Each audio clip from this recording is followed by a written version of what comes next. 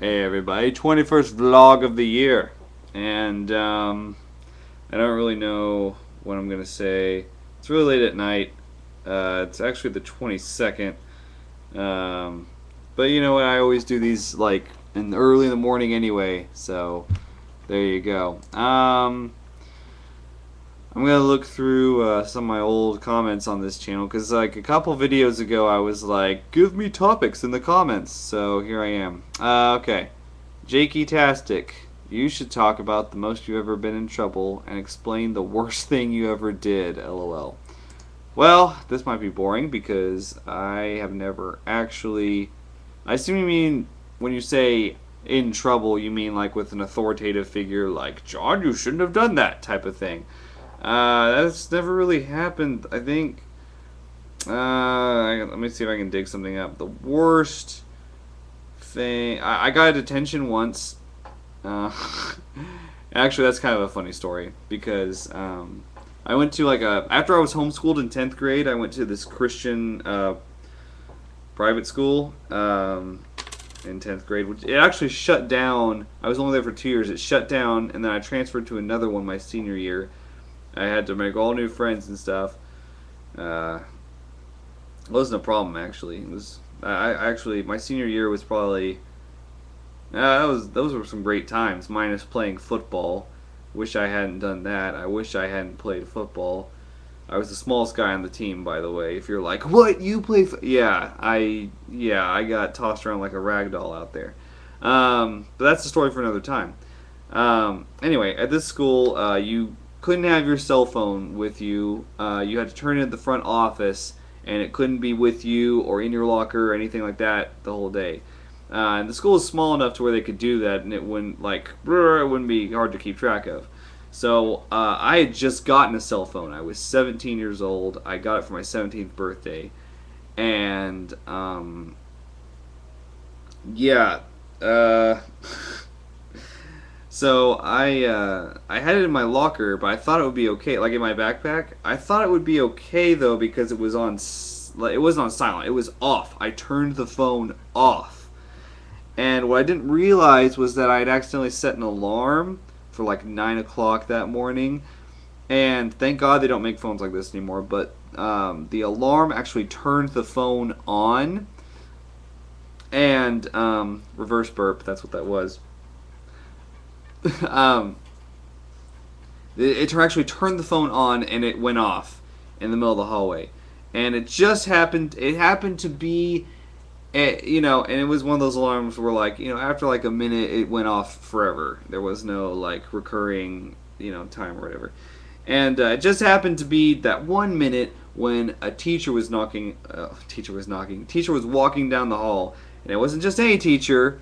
It was my then girlfriend's dad. I know I was stupid. I dated a teacher's daughter. I'm a bad boy. Just kidding. Anyway, and so he found it, and he also found. I guess he was kind of snooping around, but anyway, he found this CD in the backpack. It was a Nothing Face CD, so it had this like skeleton on the cover and a parental advisory sticker. So he turned both my phone and the CD into the office. And I remember at lunch, I was like, I'm going to go check out my phone. And it wasn't there. And I was like, oh my God. And I was like, well, they haven't called me to the office, so maybe it was stolen. And I was like, well, that's even, I hope that's even suckier. And so finally they called me down to the office at the end of the day. And it sucked because, like, it was just, okay, at the time it was horrible. Looking back, it doesn't matter. I was just like, this is just like a little, thing. But that year I was trying to get this citizenship award for like good behavior or whatever, or like student leadership. And if you get a detention, it pretty much kills your chances. It's funny. I was competing with my then girlfriend for that award because she ended up getting it. Whatever. Anyway, so yeah, when the principal handed me my phone and the CD, she was like, "I don't ever want to see this here again." And I was like, what? This is like, I didn't even notice that my CD was gone. And so I took it really hard, actually. I might have cried over it. I was really emotionally volatile in 11th grade. That was 11th grade. Godly. Oh. Yeah, I was a little bitch. That's the best way. I was a little bitch. And now looking back in the future, it's like you got attention. Those don't matter at all. But at the time, I was like, this is going on my permanent record type of thing. Like, not really, but that's how I thought of it. Like, this is gonna be big. Anyway, yeah, I was stuck in detention with all the other vagrants. Anyway, so that's probably the most trouble I've been in like an authoritative structure. One time I stayed out, my senior year of high school, I stayed out till like 2 a.m. My phone died, and so my parents couldn't get a hold of me, and I came home, and we lived in a bad part of Dallas. Uh, ooh, ooh, I didn't want to reveal my home city, but there we go. We don't live there anymore, but we lived in like Dallas, and Oak Cliff. That's my hood, and so I came home, and it was one of those classic, like, my parents were they had the lights on, and they were both up, obviously, and they're sitting in the living room waiting for me to walk in the door, type of thing. So they got pretty pissed. That's the most trouble I've been in when it comes to authority. When it comes to the most trouble I've been in terms of danger. Okay. Well, those all have to do with the bad neighborhood that I grew up in. Let's see. One time I woke up. It was Labor Day weekend, 2000, I believe, maybe 1999. I was like 11 or 12. Anyway, I woke up, and I was homeschooled at the time, so I woke up and I was like, I zombied down to eat breakfast, and I didn't notice that there were 3 bullet holes in my wall. And the previous night, I remember, like, something woke me up. I slept through the gunshots, and there was I remember hearing a clink, like something metal falling to the ground. And at the time, I was like, "What?" And I went to sleep. Well, it turns out that was the sound of a 45 shell falling like a foot from my head, because that's where it ended up. It was the shot landed about a foot from my sleeping head. So that was kind of scary. Once I went upstairs, and there was wood fragments everywhere because it went through my dresser. And then my dad came up, and he was like, "These are bullet holes." And we called the cops or whatever. We generally tried to keep it quiet because our neighbors didn't like snitches or whatever, but this was like one of the times when it was like, oh, I almost died in my sleep from getting shot. And actually, from that moment on, for like the next 2 years, I slept on a mattress in my parents' bedroom because it wasn't facing the street. I slept in there with my brother and my parents on a mattress. So, yeah, and then we actually built a wooden barrier around my bed to protect me against bullets.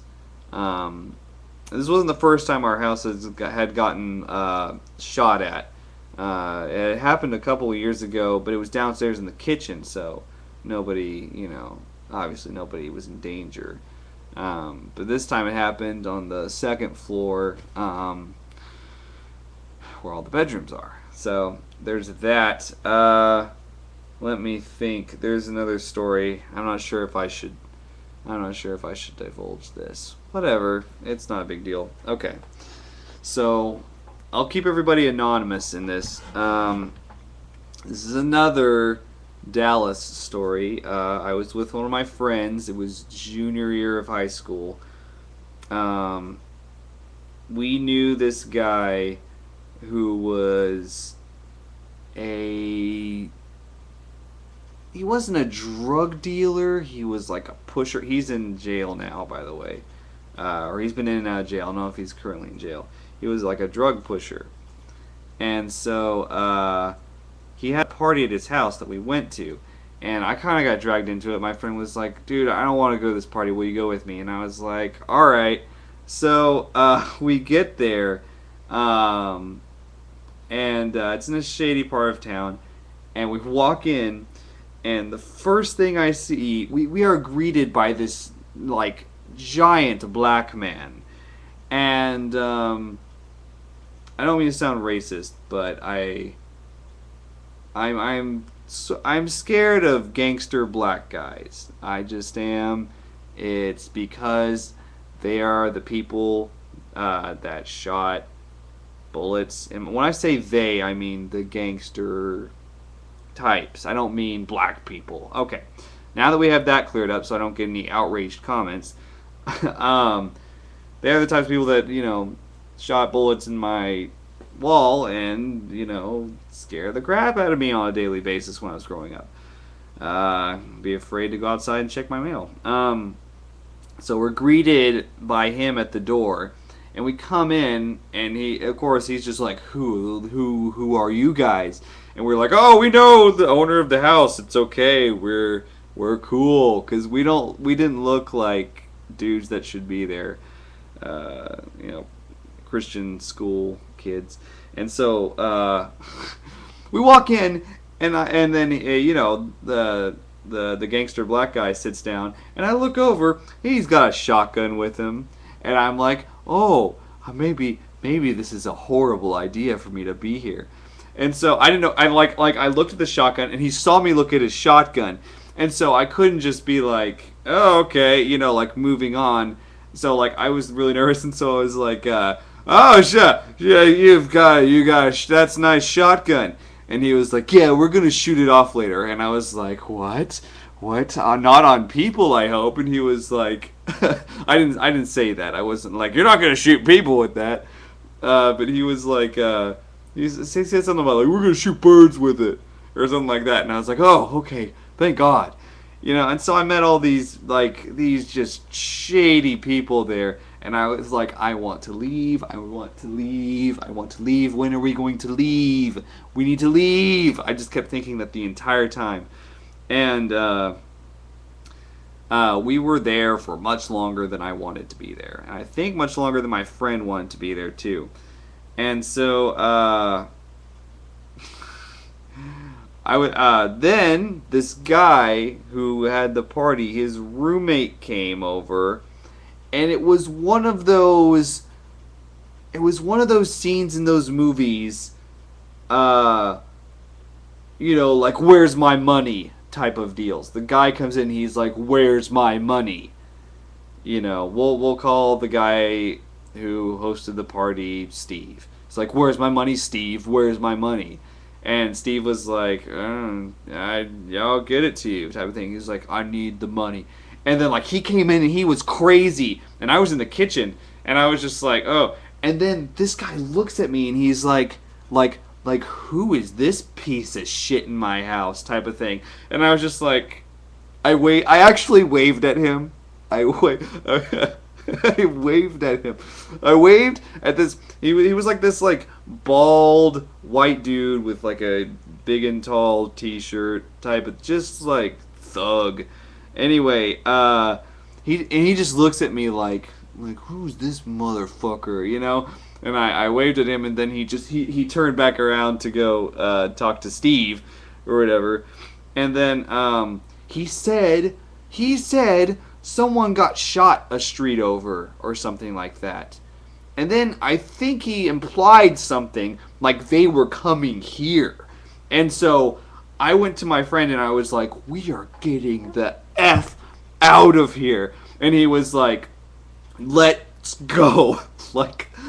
F this. We're out of here. And so we went to go to his car, and bald thug guy parked behind us. And so we were outside, and I was like, I am not going to ask him to move his car. You need to ask him to move his car. I am not doing that. I am not going in there and say, hey, where's my money, Steve, thug? Can you move your car because we're trying to get the fuck out of here? I wasn't going to do that. And so, thankfully, and my friend, sort of knew him, I think. And so I was like, you got to get us out of this. And so he went and the guy gave some girl the keys to his car, like, you bitch, move my car, type of thing. And so she moved the car, and we got the hell out of there. And I am so glad. And that's probably the scariest situation I've been in terms of danger. And like I said, I don't know if I should put this on the internet, but everybody's anonymous except for me. So, and like I said, yeah. So there you go. And this was like 5 years ago, 6 years ago. This was 6 years ago. So and I don't know if anybody actually got shot, but it's still scary as hell. Anyway, there you go. So yeah, those are probably the most trouble I've been in. Now you have 3 examples, and there are varying degrees from getting a detention to being in a horrible part of town with horrible people, with your life potentially in danger, and a black guy with a shotgun at the front door. So there you go. Okay, well, I'm gonna post this now, and hope I don't get any creepy messages like, what the fuck are you talking about online, man? Yeah, it's just like, I remember that party, I was there, you're dead, no one's gonna do that. I'm fine. Okay, I'm safe. This was the longest video in the world. Why is this video so long? Will you watch all of it? Well, if you're here, you have, so thank you. I'll see you guys later. Bye.